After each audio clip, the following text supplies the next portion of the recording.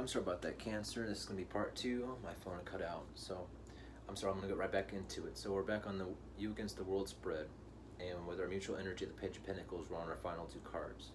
So the last card for you was the Two of Cups, and then the world side was the Queen of Pentacles. The Page of Pentacles energy, a combination with the Two of Cups and the Queen of Pentacles, is saying is that finding your own self-respect, whatever, will increase your relationships and your emotional balance. You know, understanding that you are capable of it. It's just not the people around you, or the partners, the people on TV that you watch, or the couple in the cars next to you at the stoplight. They're not the only ones that are capable of having fulfillment or equal relationships or self-value and respect or whatever. It's not through what their fulfillments are on the external that are making them feel this Two of Cups energy, this emotional balance. It's within themselves and what they do. So find your passion to do what you can, because the Queen of Pentacles, the world is saying, invest in yourself. You know, invest in your time that you spend doing something that fulfills you, and really hone that skill. Recognize your talents and keep on honing them over and over again. Before you recognize and find the external to satisfy you, satisfy the internal within yourself. Make sure you find something like a skill or hobby that you enjoy doing, and get better at it. You know, really focus on that, and you'll be amazed at how the pieces of the puzzle fall into place instead of you having to chase and look for all of them.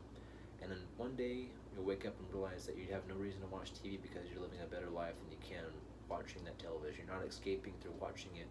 You're not watching it because you're trying to fantasize of you being in a situation like that. You're realizing that it's actually the life you're living is better than the fantasy of TV. TV is trying to distract you from the pain of living life. But also too, I mean, if you're sick and you're in bed, whatever, I understand. There's plenty of reasons to watch TV. I mean, how often can you be like, superheroes and drug shows? I'm actually watching Ozark right now, so I'm really enjoying that. I would never be dealing with the cartel, I would hope, and that's the way I had to understand, a fantasy like that. But still, escapism, whatever, you don't have to escape if you have self-worth. And this is me taking my advice, whatever. Like, I'm learning how to do this. I'm investing in something I like to do. And now, am I perfect at, editing YouTube videos? I haven't even tried to learn yet. Am I good at tarot? I do the best I can. I've been doing it for a few years, whatever. But as far as talking on camera, talking to strangers, saying like, I don't really know if this reading makes sense because it doesn't apply to me, or I can't see it yet, or, having to do readings for 12 different signs, or dealing with camera work, or what things to purchase. I just have to keep on reinvesting in myself and saying, I'm going to learn how to do this better. This is week number 2 of me doing this consistently. And even then, I wanted to do this on the weekend, and I couldn't do it. So I'm doing it right now on Monday, and hopefully these things will be uploaded before midnight.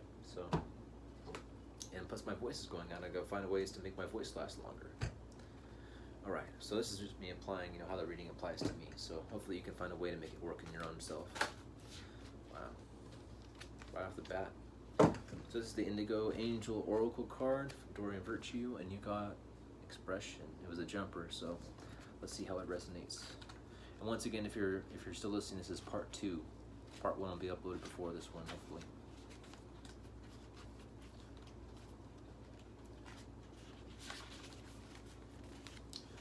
Okay. Expression. This card guides you to speak your mind. After all, one of the reasons indigos such as you come to Earth for so long, people have not spoken up for themselves. As a result, humanity has lived under the tyrannical control of those with power. Now is this time for change, and you are one of the spiritual warriors in charge of initiating that shift. Always speak your mind, but also be aware of how others react to your declarations. Ask the angels to guide you to communicate in ways that allow you to be heard. If you can express yourself in a manner that people can relate to, your concerns and opinions will be much better received. And that goes back to the initial spread in part 1. The Emperor energy, whatever, being most critical of yourself, but also being the most responsible for yourself, allows you to, really dictate and have mastery. And people will either find it intimidating, but also like they're going to respect it, because how can they say anything about you that you're not going to say anything about anybody else that you wouldn't do for yourself? So you're not a hypocrite. Very powerful. It's probably one of the better readings, besides, I think, Aries had the best one so far. All right, well, I want to say thank you, Cancer, for joining me. Once again, my name is Drew, and this has been the Indigo Void. I'll see you next week on Monday. Take care.